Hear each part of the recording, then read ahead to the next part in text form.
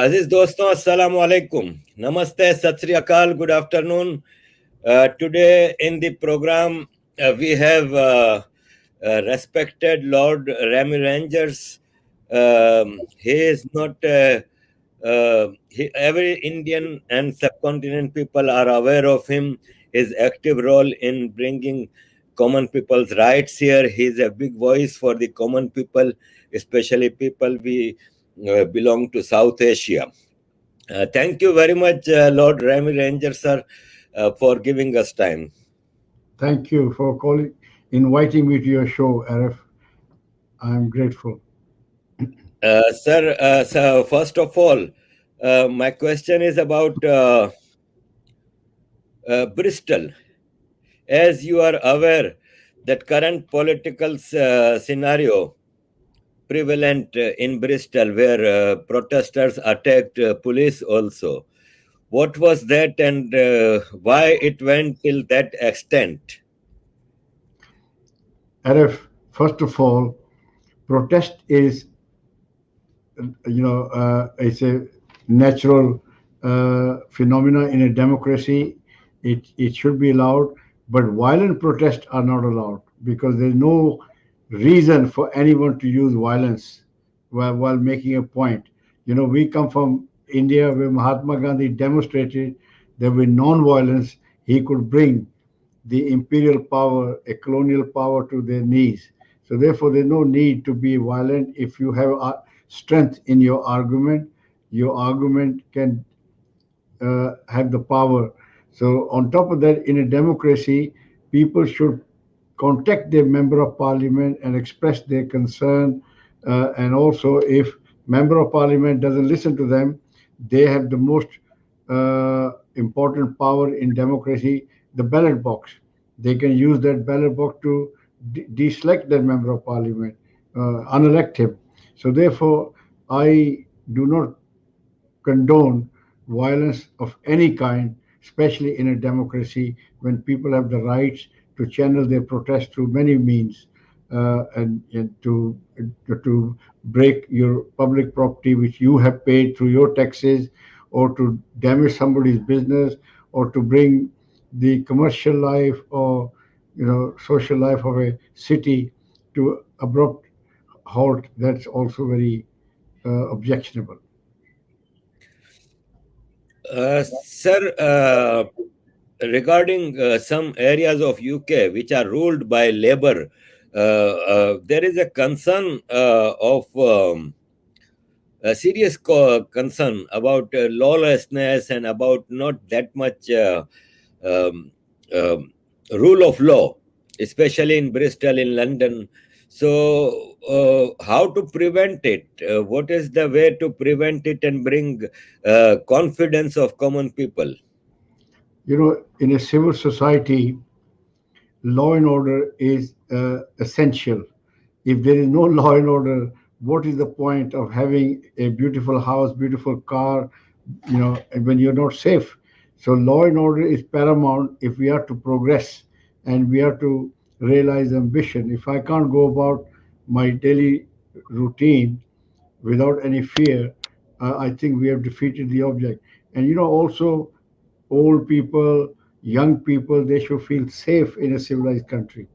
You talk about labor politics. I am not a labor politician. I'm not a labor supporter.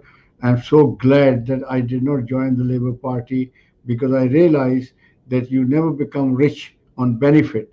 And the politics is very simple: keep people poor, weak, and then in the end you become strong and powerful and wealthy. Labor politicians, they send all their children to private school, they have medical coverage, but they will promote that the people should not go to decent school. So they use benefit system to keep people down. And those people who get into the benefit trap, they never realize their ambition or aspiration. And I'm sitting here as an immigrant who realize that benefit system is for the weak and vulnerable. If I fall on a hard time, I should be able to take advantage of the social services to provide that safety net. But this can't be a way of life. You just can't depend on benefit. And again, we have to look at a bigger picture. Labor has never looked at a bigger picture. Your country must survive. I'm all right, Jack attitude does not go far. Let me give you example of the days when nobody could afford to buy British product. Everybody bought Japanese cars. Everybody had Datsun car, Toyota car, Suzuki, because they could not buy British car, because British labor force was so expensive. They'll go on strike. They will demand so much rights, so much benefit with low productivity, higher wages. We've become the sick man of Europe. Nobody could buy British. Even the British didn't want to buy British. So that is the result of labor policies, because they only look at their own uh, self-interest, how to win votes through inducement of benefit. So I think people, if they respect their families and future, their children's future, they should shun those policies which are designed to keep you at the mercy of the government. The government will never make you rich. The government will never help you, become prosperous. So therefore, my appeal to all your listener or my friends is, look, select the policies. Today, Britain is fighting COVID. We are at the forefront of fighting COVID. Nearly 30, 40 million people have already been vaccinated. 5.5 million people have had a second dose, including me. And today I heard in Brazil, 5,000 people died in one day. India is in the same situation. Pakistan is in the same situation. Germany, France, Belgium, they are in a very bad situation only because the country, under the right government, with right policies which allow people to progress, make money, able to compete with the Chinese and the Japanese, the Korean, Americans, Germans, to be able to survive. So, we have to look at a bigger picture. And because if the government is going to kill businesses, industries, give them so much burden to carry passengers.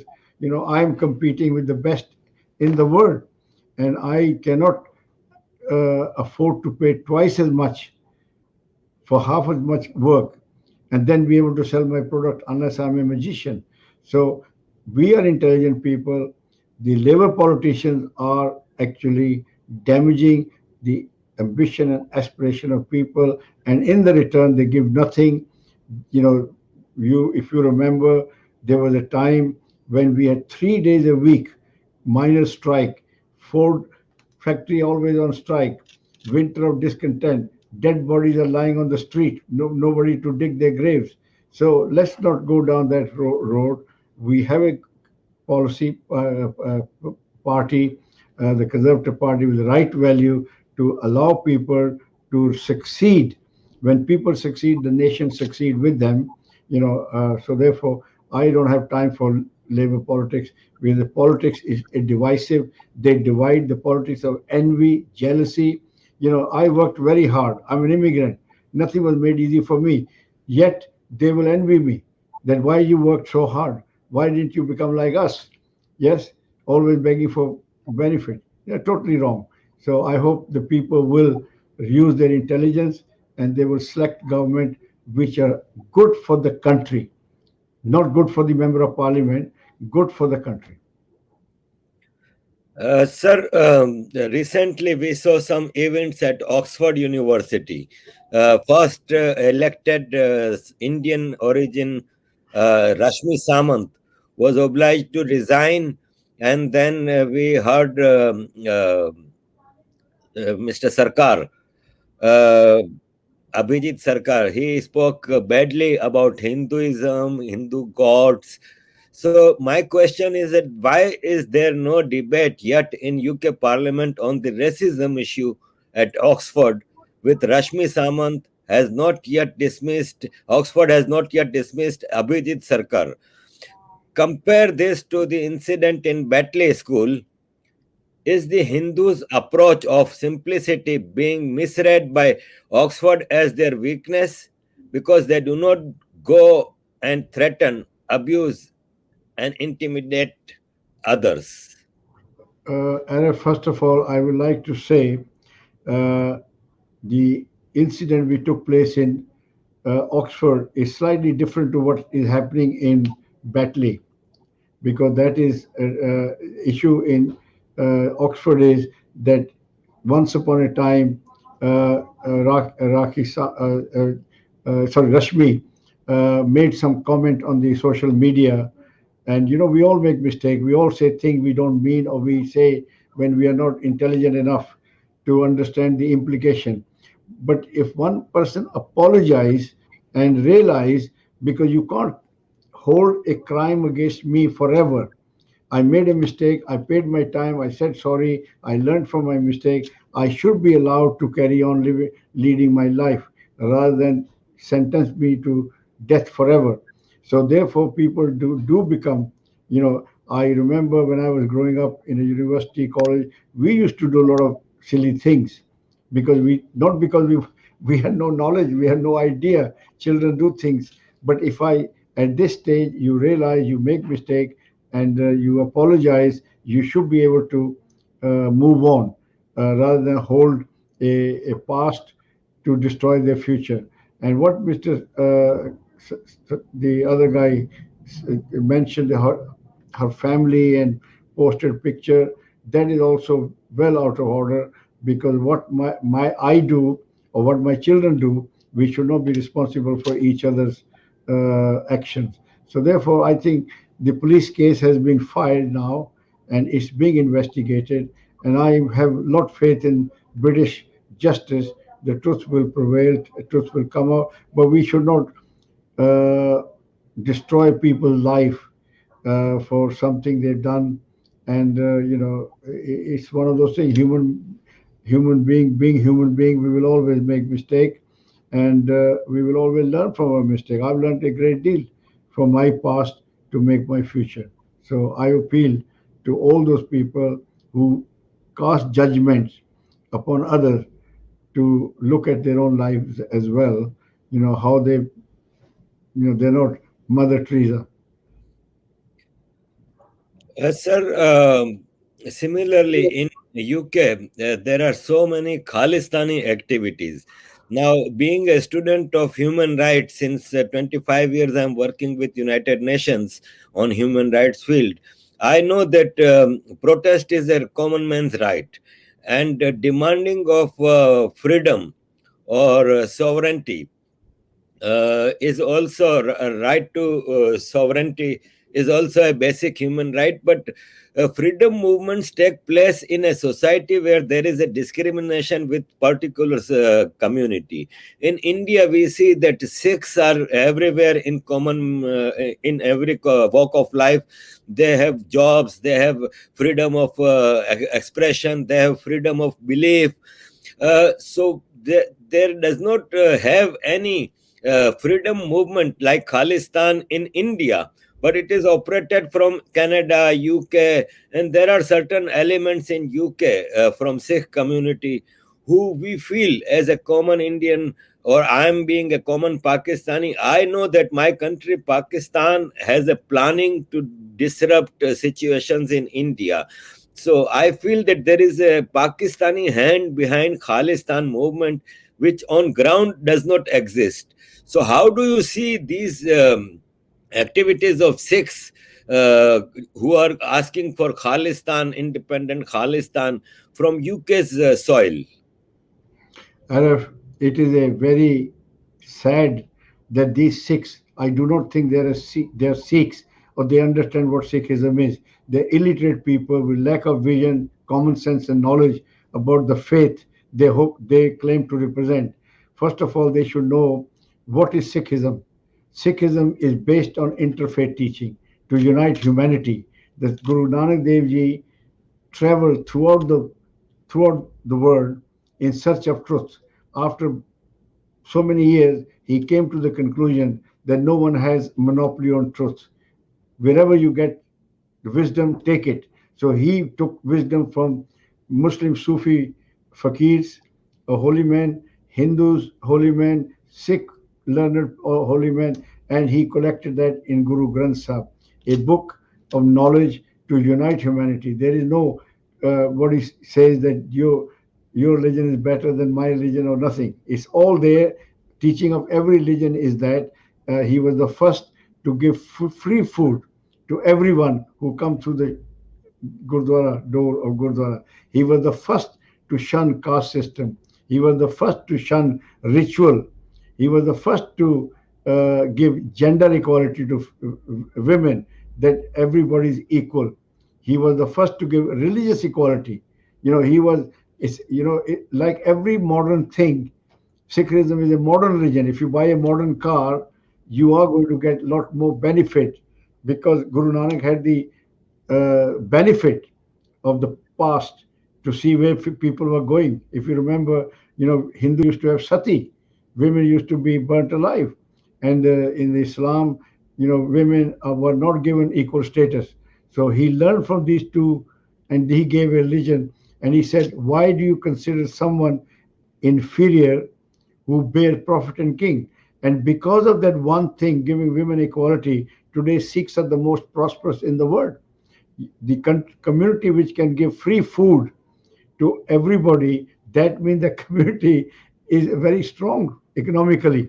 You just cannot give free food, if you are struggling yourself. Because our women work shoulder to shoulder with men. I'm here today, man who started a business with just £2 capital from a shed. Today, my business in 130 countries, because my wife, stood by me. She went on to work. We had two income, three children, and we were able to give children better education. They're all doing very well, extremely well. If you have one income, four children or five children, you're doomed from the start. So those who turn assets into liability are doomed from the start. So equality to women in Sikh religion transformed the lives of Sikhs in the world. Today we are totally against conversion. Sikhs are against conversion. Guru Nanak said, God does not believe in our labels, religious labels. He believes in your action and deed. Yes, the biggest tenet of Sikhism is seva.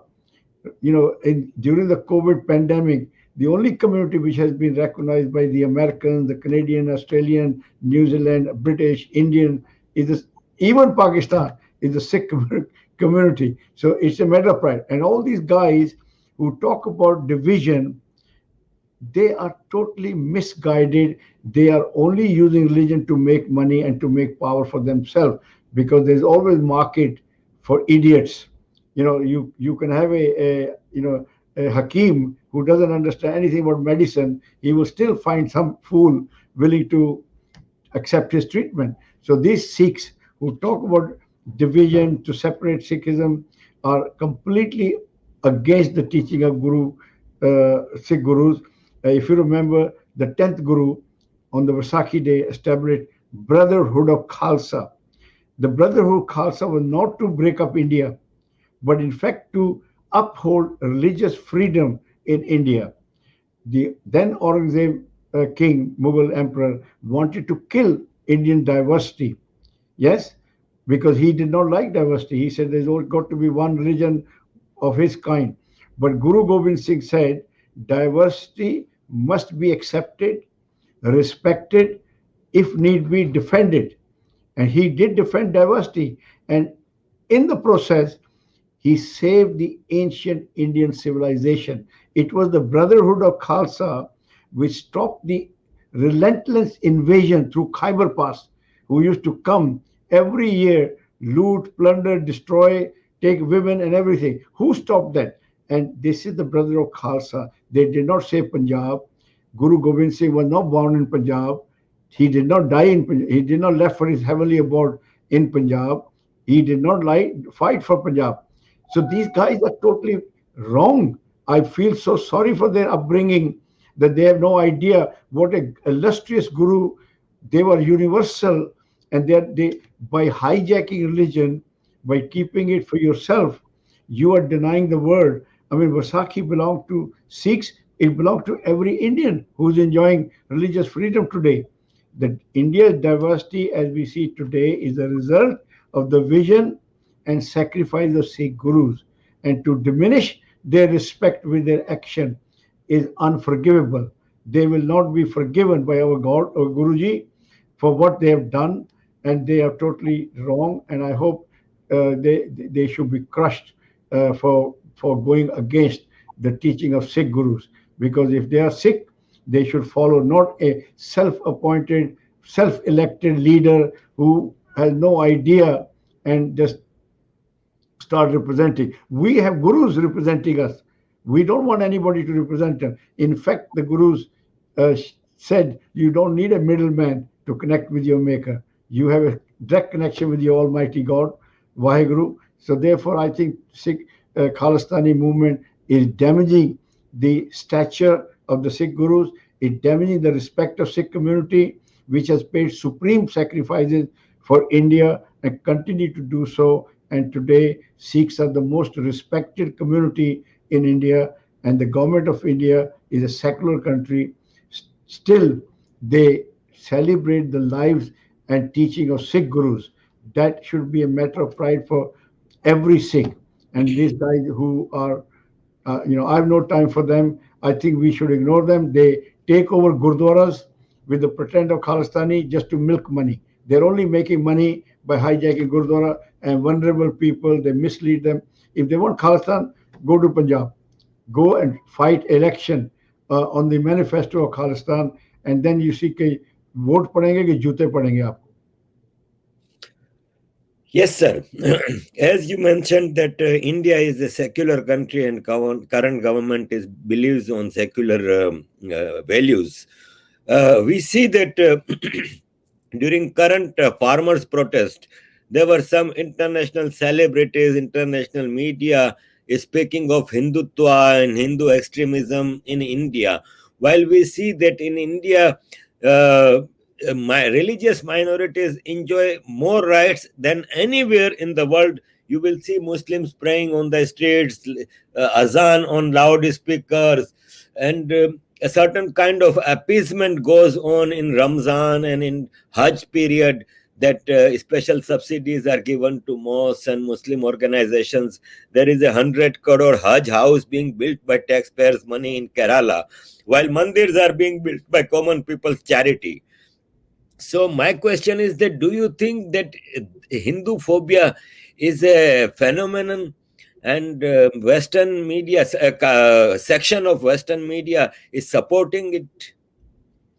First thing first, what government does is very important. What individual do, you cannot control, but there are law against religious discrimination in India, because India is a secular and democratic country with rule of law at the heart of governance. So therefore, everyone is equal regardless of race, religion, and gender.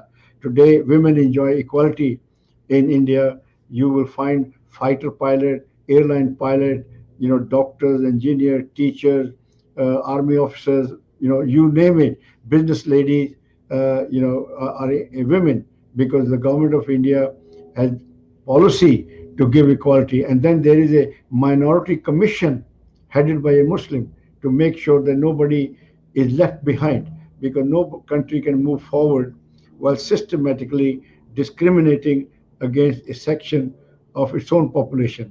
And let me give you one example. I should have mentioned it at the time when you asked me about Khalistan. If religion had the power to unite people, then Bangladesh would still be part of Pakistan. People do not unite because of religion. If religion had the power, today all the Middle Eastern countries, the Muslim country, would accord free movement of goods and services or people into their country. In reality, it's totally different. India enjoys more respect with the Muslim country than Pakistan. Yes. So therefore, using religion is not a panacea, dividing, creating. The countries are go forward, stay united with common interest. We have common interest, we have common future, we have common history, heritage. That we are better off staying together. Yeah, individually we will not be able to compete with big boys. Yes, we already got China sitting on our neck, and if we just become small countries, how long it will take China to take over Ladakh, take over Assam, take over Arunachal, and how long will it take to take over Kashmir? So therefore, all these people who think by using religion, where will they go? Punjab is landlocked country. If India blocks them from all direction, where will they go? Tell me something. What about the Gurdwara which are outside Punjab? Will they need a visa as they do visa for Nankana Sahib and Punjab Sahib? So they are totally lackluster imagination people. So coming back to the your question about farmers protest, and I think farmers have the right to protest peacefully. Yeah, you just can't bring the capital of the country to halt. Then because we are international, we, embassies are there, and suddenly that is also in a democracy. We all have a right to protest, but I believe the government has already said the law has been suspended for 2 years, and they expect the committee to form a new amendment for the law, because in a democracy you have to win votes. If you do something so bad for any population, you will not be elected. So therefore, government is more interested in resolving this dispute. And farmers, as you know, not only produce food for the nation, but they also provide soldiers to defend the borders of India. So therefore, farmers are very hardworking, very sincere community, and the sooner we resolve that dispute, the better it is for everybody. And coming back to your uh, point about look, I believe Guru Nanak was against excessive prayers. He was excessive ritual. He gave us three things, and the result are in front of you. I don't have to tell you what is practical religion. Work hard, that was Guru Nanak. Work hard, remember God, and share your fortune with other people. Yeah, he did not say that you go in jungles and on mountain or starve or sit in a fire or stand on one leg in search of God. He gave us that your God is within your family. You don't have to leave your family to find God. So he gave us a practical highway code. Those who follow Guru Nanak, Sindhi community follow Guru Nanak, they're the most prosperous in the world. Anybody, religion is a philosophy. If you follow a progressive philosophy, you will become a progressive human being. But if you try to follow, all the ritual, all the outdated practices, look at we cannot live 2,000 years ago. Mankind is on the move. Yeah, you cannot hold mankind. If you put me in a straight jacket, like some religious country do, they put their people in a religious straight jacket. What about the rest of the people? They are on the move. This is why you got all the COVID injection, people on the moon, microwave, telephone, iPhones, smartphone, internet, all these things. If we are all praying, praying, praying from morning till evening, who's going to give you medicine for your high blood pressure or diabetes or cholesterol? So therefore, one has to have, too much focus on God will be very little focus on the other thing, worldly thing, which are important. As Guru Nanak Dev Ji said, he was not again in favor of praying from morning till evening. He said, work hard, kirt karo, go out and work. If you don't work, he worked himself. He was a farmer in Kartarpur. There's a place, where he was cultivating. He was a farmer. I've been to that place myself, and I saw his field and the well. So all these things, Guru Nanak was an example that he did not rest. They keep praying all day long. Yeah, I'm a guru. I don't have to work. He demonstrated that you have to work, and Guru Nanak Dev Ji worked. Yes, you can imagine Guru Tegh Bahadur Ji, Guru Gobind Singh Ji. Can you imagine what a journal he was, what a poet he was, what a learned man he was? Yeah, Guru Gobind Singh Ji.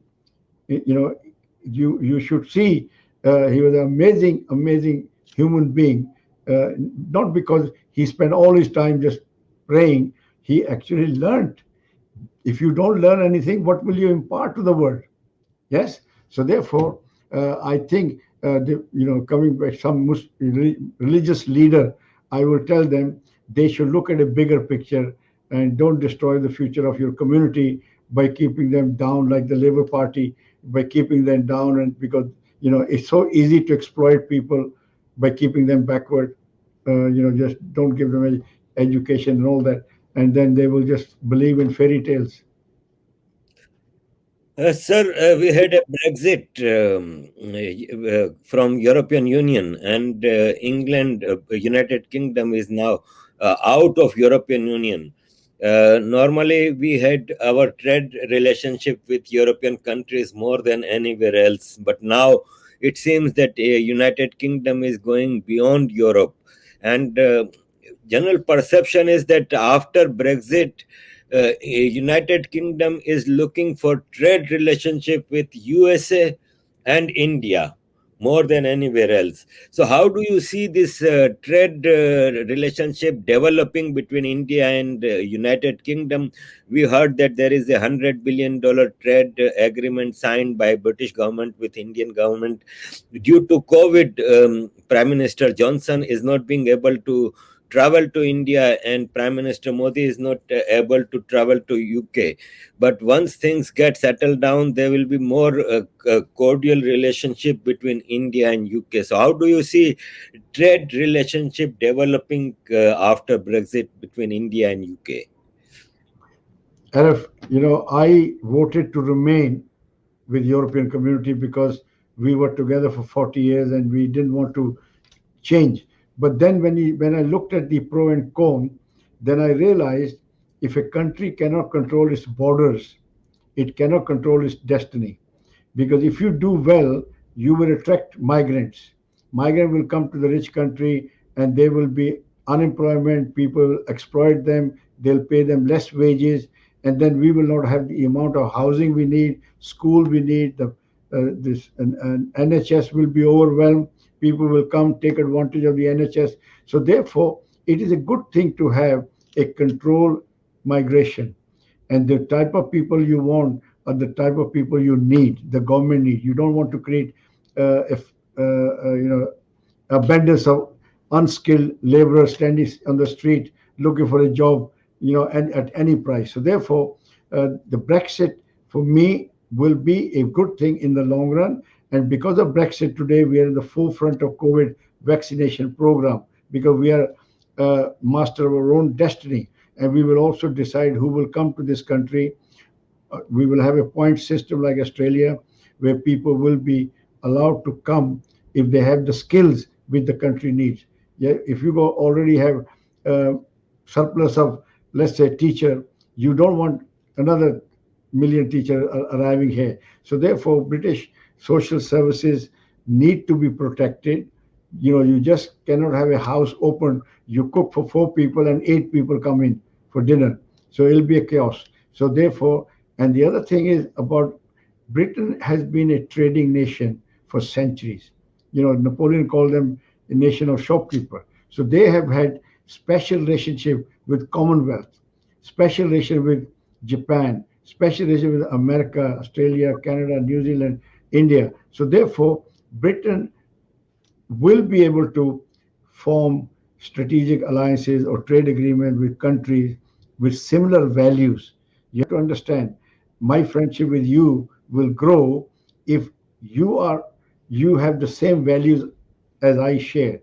If you are a chain smoker, you're an alcoholic, or you're a gambler, you will not be able to have friendship with somebody who wants to work hard and want to look after the family and children. So the value system, for example, India is the largest democracy, Britain is the oldest democracy, secular, rule of law, law against discrimination. In India, you can take people to court if somebody discriminates you against you just being any religion, race, color, or whatever. So therefore, and also we have seen Britain and UK have over 200 years of history. English is spoken freely.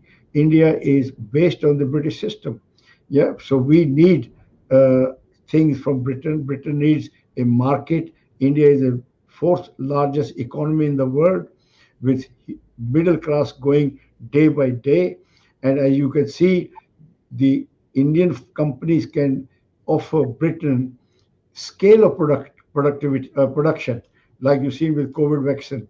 The JCB, the earth moving equipment company, must have seen all this JCB equipment, they are now being made in India at fraction of the cost, because what you employ for a month wages, sorry, what you pay a week in UK, you can pay that for a month in India. So the wages cost come down considerably now because they are able to manufacture much cheaper. They are able to export them to 90 countries from India, JCB product, because now the developing country can afford to buy the product, otherwise they're buying Chinese product. So India is the largest buyer of defense equipment. British defense industry is shrinking because they have no fighting with anybody. In India, we have hostile neighbors. So therefore, by linking up the British defense industry, the British companies can make it in India, have a huge market in India, and then competitively made product can be re-exported to countries like Bangladesh, Sri Lanka, Middle East, Far East, wherever. Yes, in South America also their market. So therefore, it is a win-win situation, made in heaven, this friendship. So therefore, it will flourish. As you can see today, the report just demonstrated the Indians are doing the they are doing the best in Britain in comparison to other ethnic groups, because we are product of secular democracy. You create a country based on religion, and then you eliminate competition, get rid of Jews, get rid of Christian, get rid of Hindus, get rid of Muslim, sorry, Sikhs or Muslim. Just Sikhs left in a country. There's a Sikhs. Who am I competing with? Fellow Sikh. Yeah, I have no competition. So therefore, competition. I came to this country. I compete with Britain. There is nobody to tell me what to do. And today, look, I'm the only one who won 5 Queen's Award. There's no other British company has those, because merit is very important. You don't want to use religion. Give me something in the name of. Look what happened in 1947. We created a country based on religion. Until today, we have no peace. Yeah, because and then people suffer because diversity must be respected. There is a strength. Guru Gobind Singh fought to preserve diversity. Today, India's diversity is alive because the vision and sacrifice of Sikh gurus. When a Vaisakhi comes, the Vaisakhi is not only for the Sikhs, it is for every Indian and beyond. If it wasn't for the Sikhs stopping the relentless, Muhammad Gauri, Ahmed Shah Abdali, Nader Shah coming in on horseback, looting mandir, looting gurdwaras, looting, whatever they done, they never came to rebuild or build India. They came to destroy. So that destruction was stopped because of Maharaja Ranjit Singh. He had an empire, and he built a fort, Jamrod, on the neck of Khyber Pass. And he said, and incidentally, if you know Peshawar was part of Afghanistan. He was annexed by the Sikh Empire. Yeah, he said, you are not allowed to come this side. So the only people who could defeat the Afghans were the Sikhs. Yeah, because they were fighting for the right cause. And therefore, when you fight for the right cause, the strength comes automatically. So I think my fellow Sikhs should celebrate their history and heritage. It is the Indian history and heritage, not just belong to the few handful of Sikhs. And so therefore, the Brexit will be a good news for India. America and UK already have strategic alliance defense. They're part of NATO. So, and Japan, as you know. So I think once the COVID is gone, the real impact of Brexit we'll see, because we are now managing our immigration. We are now bringing people who have the job, who can make difference to the economy as well, rather than just having anybody joke. Look, I'm sorry to say, but there are people who have come from, Europe because their countries are not doing so well. And every time a country does well, it will attract more people. So we have to control that. Sir, in your one of replies, you mentioned China's intentions. China attacked India in Galwan, Ladakh recently, and there was a small level fight between Indian forces and Chinese forces. China is pushing Pakistan to to do things on Kashmir front and Punjab front. Uh, China's intentions are very clear. They are imperialistic, and their CPEC and global one route shows that how Chinese economic policies are going towards imperialism and colonization in today's latest form, by giving loans and then occupying strategic assets of poor countries or dependent countries. How do you say India China conflict, and what the role of UK would be in that conflict? You said it's a very right question. First of all, Pakistan already learned a very bad lesson having friendship with superpower. America came, they fought, they changed America, Pakistan. They made them fight in Afghanistan. They created Taliban. They created all this nonsense. So there is no such thing as free meal. Now the friendship between Pakistan and China is also very unnatural and unreal. I don't know why a country should, before you make friendship with another country, you should ask yourself question how they treat their citizen. If they don't treat their citizen well, how they going to treat my us better? Yes, if I don't look after my children, how I'm going to look after neighbors' children? It's a common sense. 1 million Uyghur Muslims are in concentration camp. Their name have been changed. The women are told to abort their babies. They are forced to go through this rehabilitation camps and all that. This is what the Chinese are doing, and no Pakistani has the guts to speak against Pakistan, against China. Yeah, so that is a very sad state of affair. So therefore, we cannot have anything to do in a communist country, one party system where the people are treated worse than animals. Sweatshop, they can make cheap product. We are only doing business with China not because they are superior ideology or whatever, but they can give a half price product because their own people live like, you know, you will not be expected in India or in United Kingdom. So I think we have to ask questions. You have to ask. You don't have to be a brain surgeon to know if Chinese do not respect their people with democracy, with equality. You can form political party. You can have a government of your choice. You are one straitjacket. So Chinese money is because we bought cheap product. They have the ability to replicate thing at a fraction of cost. So now we are paying the price. Cheap is not always cheap. They are gone into Africa, they gone into this Sri Lanka, they given them a lot of money, and now they're taking advantage. Only yesterday Japan sent its warship against Chinese ships because they were in the South China Island, which China claims. So I think we have to be very careful of the type of friends we have. First, you look at their character, what they're doing, what is there. They're coming into India also because this is how they keep their people occupied. If there is no threat, they create one external threat to keep people together. That we have an issue. So therefore, I think I appeal to the people of Pakistan.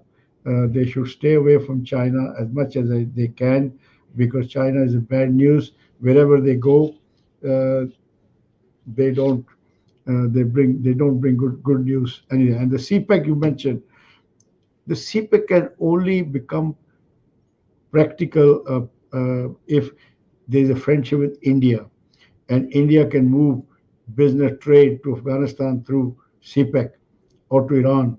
India is the largest economy in the area. If you shut India, what can you do in CPEC? CPEC will become a white elephant. So all life is full of common sense. Today, my father was assassinated for opposing the partition of India. I started my life in a refugee camp. I came here. I received honor from the Queen on 8 occasions. Business 130 country. I'm now sitting in the House of Lords, not because I use religion or I use common sense. Before you develop friendship with China, you should see what Chinese are doing to their own people, and especially to the Muslim. And so, therefore, as a Muslim nation, Pakistan should not be doing any business with China because China and Pakistan friendship is based on something no good. Sir, you mentioned China and Pakistan friendship. Uh, there is an area of Pakistan which Baloch claim that it is occupied by Pakistan illegally, and accession treaty was signed on gunpoint with Baloch. Balochistan is asking for freedom. There is a freedom struggle. There is a rights struggle because Punjabi army is looting and plundering their resources, gas, petrol, and other natural resources. Now, since about 15, 20 years, they have agreements from Musharraf period with China. And China's involvement in Balochistan is getting increasing day by day. Gwadar port is being given to China. Gwadar airport is being constructed by China. And there is an American think tank report that says that by 2045, there will be more Chinese than Baloch in Balochistan. So Pakistan is has given away Balochistan to China. How do you see Baloch struggle for freedom? Because there is a sense of deprivation. For example, gas was discovered from Sui area of Balochistan in 1956, and it goes to every village of Punjab, even to Karachi. But even the village Sui, from where the gas was discovered, they are cooking their food on wooden stoves.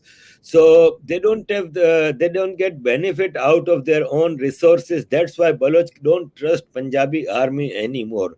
And similar to Bangladesh independence movement, they are seeking independence. How do you see Baloch movement? You see, first of all, I do not encourage people to break up countries.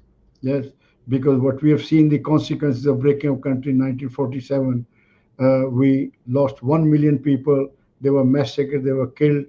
Tens of millions were became refugee. I lost my father. I became a refugee. I know the hardship. I encourage people to live in peace and harmony. By breaking up countries, do not become prove to be a panacea. Yes, people like America, there are 52 states living together. United Kingdom, also there are so many, Wales, Scotland, everything. We can live together, but in a democracy, by treating each other fairly and equally. The Baloch should have their own government in Balochistan, like Punjab has, like Haryana has in India, like Tamil Nadu, Bengal have, communist country. People have a right to choose their government, but they don't have. I don't believe that breaking up countries will prove the answer to anything. The reason Bangladesh broke up because they were treated so badly, and you have to treat people with respect. You just can't exploit people. You can't take advantage of people, because in the end, people become resentful, and then it causes big problem to the. So I am against Khalistan to start with, because I know if you break up any country, it will bring a lot more calamity or hardship to innocent people. So I think it's better, yet, in a democracy, there should be leaders who can articulate the concerns of their people in a way where everybody understands and elect. And you elect the government. Even in Kashmir, Kashmiris can elect any government, they can elect any political party, but what they can't do is use race or religion to devalue their fellow citizen. So I am not uh, in favor of keep breaking up countries. I think we are intelligent people. We should be able, even I believe India and Pakistan should have friendship. We should have free trade agreement with India, Pakistan. People should be able to go about their businesses. Let's not create more division than we already have. And so we need to find a solution where everybody can live in harmony. But sir, this theory, Bangladesh would have still been East Pakistan and exploited by Punjabi army, because there were mass gross human rights violations, and similar thing is happening to Balochistan. So what Baloch have options since 50 years? They're asking for their economic and social cultural rights, which they don't get. Arif, very frankly, I do not have that much knowledge what happening in other Balochistan and everything. But what I said already, that I believe that it is better to work together as civilized people rather than fight, confront. Nobody's winner in the end. You have seen how many countries we have divided, and do you think if India and Pakistan were Bangladesh were one country, what would have been our future today? Think about it. Yes, by dividing country, dividing, only few people benefit, masses lose out. So my appeal to people, is please treat your fellow citizen with utmost respect. Don't exploit anybody by keeping them down. You keep your country down. So allow people. I'm an example in front of you. If they did not give me equality in UK, they kept me down. Now I sustain thousands of jobs in this country. I would have been a liability taking benefit from Social Security. Now millions of pounds I pay in income tax. So therefore, you don't keep people down. You lift them up. You lift by while you lift them up, you lift your country up. Sir, Afghanistan is a battlefield since more than 50 years now. And UK, being an alliance of NATO, they are involved in Afghanistan also. And in the rebuilding process since last 1.5 decades, India is also playing a role in rebuilding and reconstructing the infrastructure and civil society in Afghanistan. Yeah, President Trump had announced that we will bring back our troops, but now I think that President Biden is increasing the troops. What future do you see? How can Afghanistan get a peace with Taliban being operated by Pakistan? It is not an hidden secret anymore. The Taliban are operated by Pakistan. So, with the presence of Taliban, how do you see that Afghan government will succeed in bring peace and prosperity in Afghanistan? Again, it's a very difficult question. What one which people have been trying to solve for so many decades. My appeal to all the leaders is put the interest of people above that of your political agenda, because innocent people are suffering, innocent lives are lost, nobody's winner. So if we can just live in harmony, peace, equality for all, don't exploit women, don't exploit minorities, you will be a role model country. I remember my fellow Sikhs used to go to Afghanistan. They used to work there. It was a paradise. People used to earn a lot more in Afghanistan. They had a lot more better living standard than India. And unfortunately, extremism of any kind is bad in the long run for the country. Sikhs have left Afghanistan. They are in South Hall, in United Kingdom, in Canada, in India. So it's a brain drain of a country. By envy, by becoming envious of hardworking community, you only bite your nose to spite your face. People were thrown out of Pakistan also. What benefit? What benefit? Those people came to India and they gave India the benefit. So therefore, don't use politics of race, religion. We have already done it. We have seen the consequences. We have fought 4 wars after independence. We are now nuclear adversary trying to destroy each other out of this world. What is it? This is not the way civilized people should behave. Yeah, we should learn from the West, where America, Canada, Australia, New Zealand, UK, they welcome people from every race, every religion. Come, work hard, make our nation strong. And today, a small country, Great Britain, why is so strong? Because there's so much diversity. A British Airways goes to many destinations than a big country India. The airlines of Indian will not go because these people have so many immigrants. They have their connection with Jamaica, Caribbean, Africa, Middle East, Far East, So it generates wealth, it generates business, and they do trade because of the immigrants. They do trade with their home countries. Yes, I mean we in UK uh, are working to forge better relationship with India. Yes, we are the ambassador of our country. So therefore, I think we now need to look at things in a global prospectus. And thankfully, I come from India where we say Vasudeva Kutumbakam. The word is a village. Yes, we don't want, we want to live in peace and harmony. We've seen the consequence of conflict. People are, unfortunately, I just don't have time for conflict because it brings bad memories for me. Sir, last question is coming. When I moved to, I'm a French citizen of Pakistan origin, and I used to live in Belgium. And I moved to London in 2012 to give education in English to my children, because in Europe we don't get English education. So we moved to London in 2012, and when I came to London in 2012, Prime Minister Boris Johnson was mayor of London, and London was such a uh, as always, London has been a great city, but since the election of Sadiq Khan, a Labour candidate, as mayor of London, I think London is going in backwards. The London transport, world-renowned London transport, is on the brinks of bankruptcy. Knife crime has increased during period of Sadiq Khan, and London is an epicenter of common man's crime. And it's not. I cannot compare the London of today to London of 2012 when I moved to London.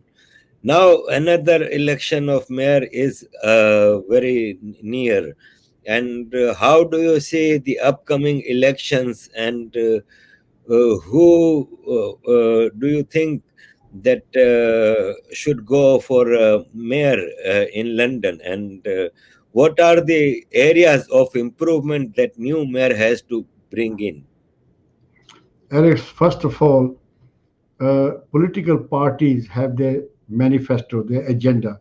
It is not an individual mayor who can decide. The policies are decided by the frame structure of the political parties.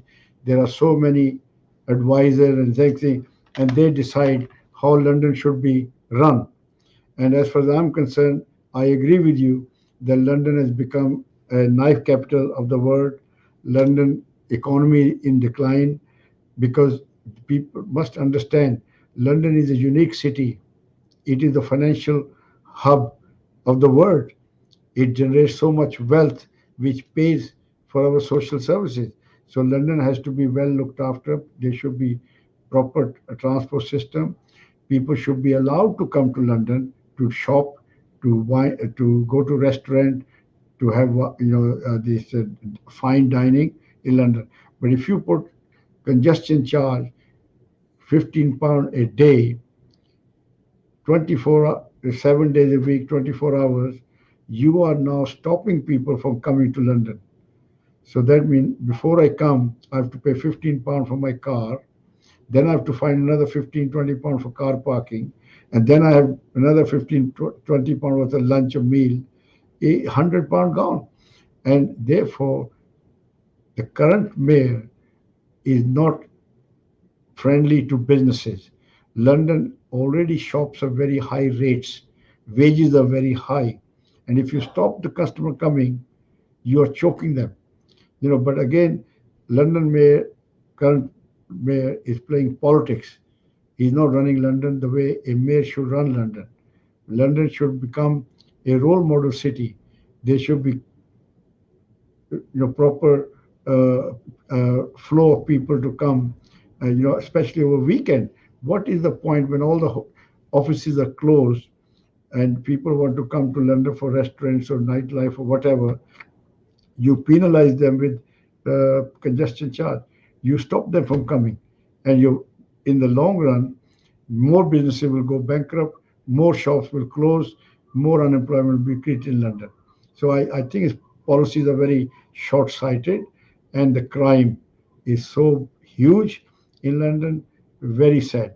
I think we need to really have a mayor who is can provide London you know the facility where London businesses can flourish and people can go about and the transport system works. Unfortunately, there are so many now cycle lanes, and I never see any cycle in London. All I see is traffic jam, cars after cars. They're just trying through very narrow roads, trying to go. Yes. So unfortunately, the policies have gone wrong, and it's a proof of the pudding in the eating. You can see the state of London. Don't believe me. I've said never believe me. Believe yourself. Have a look. Is London doing well? If London is doing well, elect him again. If you think London is not doing so well, we can bring changes. Then change the mayor. Thank Thank you. you very much, sir, for giving me time and for enlightening us with your views. It was such a pleasure to have you in the program. Thank you very much, sir. So kind of Thank you. you, sir. Thank you for inviting me. All the best. Thank you, sir.